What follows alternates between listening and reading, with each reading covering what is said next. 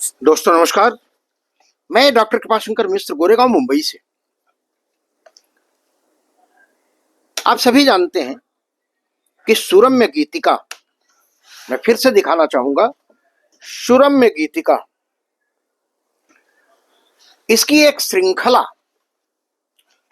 मैं चला रहा हूं, जो गीतों की एक प्रस्तुति है पूरी, और इसमें 65-60 गीत संग्रहित हैं। भिन्न भिन्न प्रकार के हैं, देश प्रेम के हैं, श्रृंगार पर हैं, सामाजिकता पर हैं, साहित्य विधा पर हैं, और ज्वलंत जो हमारे सामने जो प्रश्न आते हैं।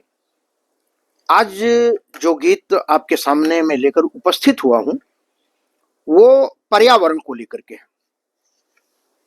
दोस्तों, जब हम पर्यावरण की बात करते हैं तो हम केवल उंगली दूसरों के ऊपर उठाते हैं।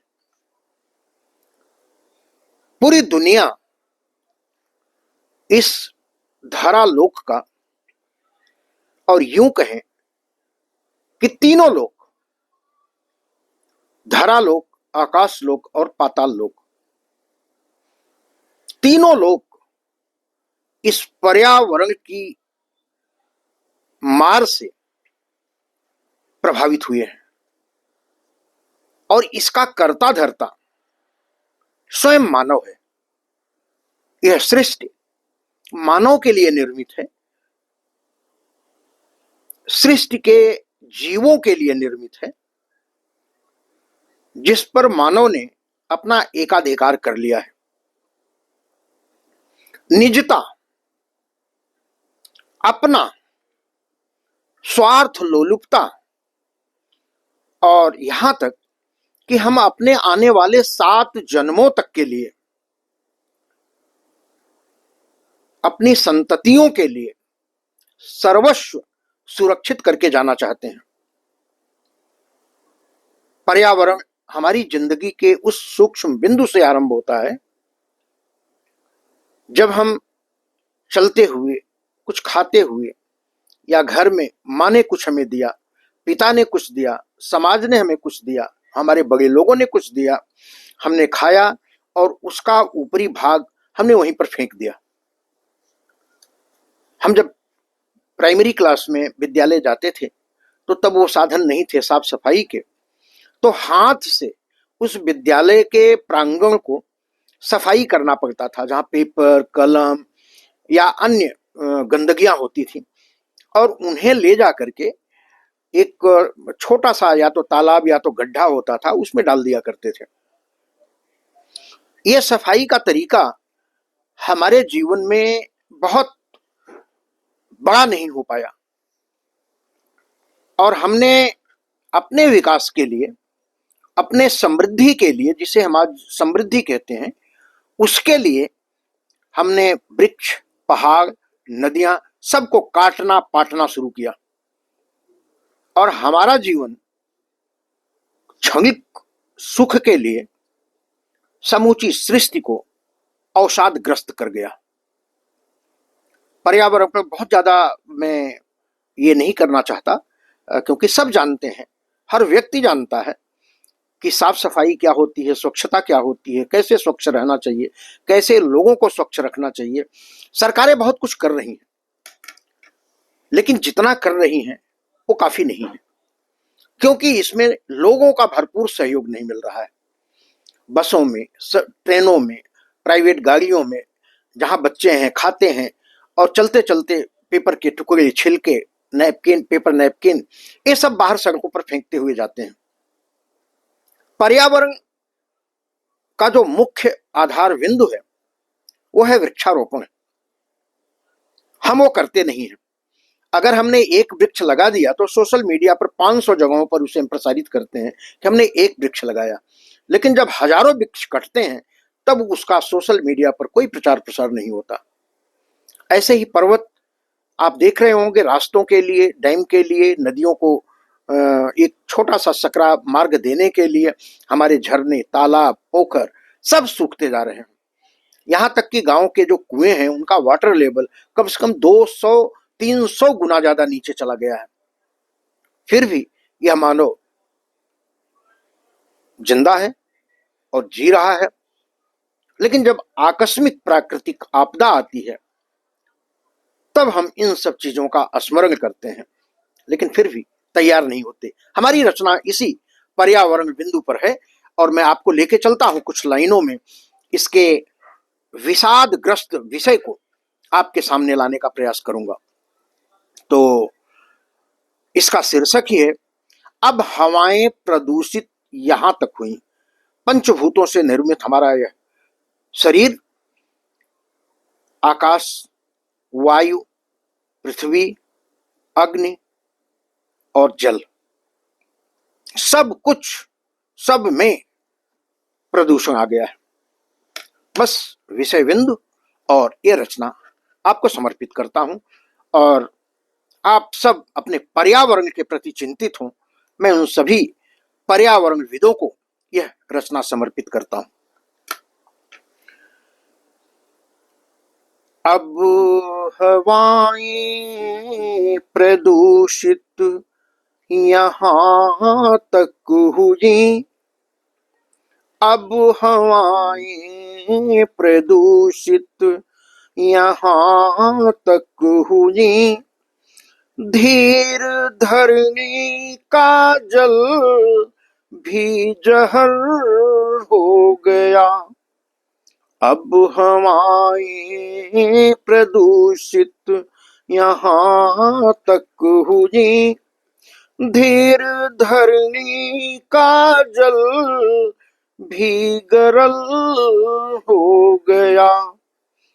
फैलता जा रहा है धुआं ही धुआं, फैलता जा रहा है धुआं ही धुआं, लगता जैसे अनिल भी अनल हो गया, लगता जैसे अनिल भी अनल हो गया। अब हवाएं प्रदूषित यहाँ तक हुई, धीर धरनी का जल भी जहर हो गया। यह बिसाती प्रकृति, यह बिहसती प्रकृति सूखने सी लगी। सारा मधुबन ही पतझड़ का वन हो गया। अतिक्रमण क्रूरता किसने लांघी कहो, अतिक्रमण क्रूरता किसने लांघी कहो, सारी धरती का कानन दहन हो गया। अब हवाएं प्रदूषित यहाँ तक हुई, धीर धरनी का जल भी गरल हो गया। सूखी पावस में सरिता रुदन कर रही, सूखी पावस में सरिता रुदन कर रही। उसका श्रृंगार किसने हरण कर लिया, गिरते पर्वत शिखर रूठ कर टूट कर, गिरते पर्वत शिखर रूठ कर टूट कर, किसने स्थिर अडिगता क्षरण कर लिया। जल जलाया गया है प्रलय को लिए, जल जलाया गया है प्रलय को लिए। सृष्टि का नाश किसने वरण कर लिया। छोड़कर चंद्रमा अपनी शीतल छवि, छोड़कर चंद्रमा अपनी शीतल छवि। सोम सुंदर सुधा अपहरण कर लिया। सोम सुंदर सुधा अपहरण कर लिया। सूखी पावस में सरिता रुदन कर रही। उसका श्रृंगार किसने हरण कर लिया। अब बताओ तुम्ही हे सृजनकार जग। अब बताओ तुम्ही हे सृजनकार जग। कैसे गतिमान होगा तुम्हारा सृजन। इसका परिवेश निर्मम मरुस्थल सा है। इसका परिवेश निर्मम मरुस्थल सा है। कर दो निर्मित कोई शिष्ट सुचि आचरण। अब निशाकर प्रदूषण नियंत्रित करो। चेतना स्वच्छता से विभूषित करो। कर दो पावन प्रकृति का विमल आवरण। कर दो पावन प्रकृति का विमल आवरण। फिर से गंगा में निर्मल बहे नीर जल। फिर से गंगा में निर्मल बहे नीर जल। अब हवाएं प्रदूषित यहाँ तक हुई। धीर धरनी का जल भी गरल हो गया। फैलता जा रहा है धुआं ही धुआं। लगता जैसे अनिल भी अनल हो गया। यह भी हंसती प्रकृति सूखने सी लगी। सारा मधुबन ही पतझड़ का बन हो गया। अतिक्रमण क्रूरता किसने लांघी कहो। अतिक्रमण क्रूरता किसने लांघी कहो। सारी धरती का कानन दहन हो गया। इतना प्रकोप, इतना बड़ा जलजला, इतनी बड़ी प्रलय, फिर भी संवेदनहीन यह मानव रुक नहीं रहा है, थक नहीं रहा है, चलता ही जा रहा है। विनाश का पथ उसका शायद इंतजार कर रहा है।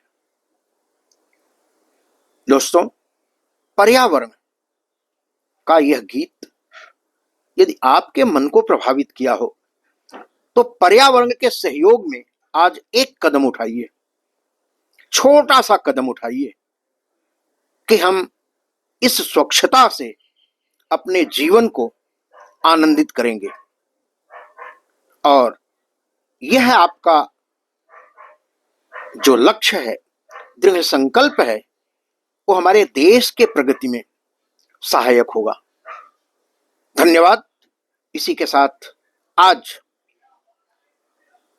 पर्यावरण पर लेकर के ये हमारी रचना आप सभी को कैसी लगी, यूट्यूब पर साहित्य विविधा के नाम से आप इस गीत को सुन सकते हैं।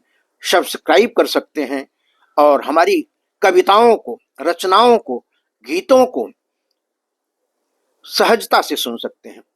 दोस्तों, नमस्कार करता हूं और फिर से एक बार पर्यावरण के लिए आप सभी को चेतित करते हुए मैं अपनी वाणी को विराम देता हूं।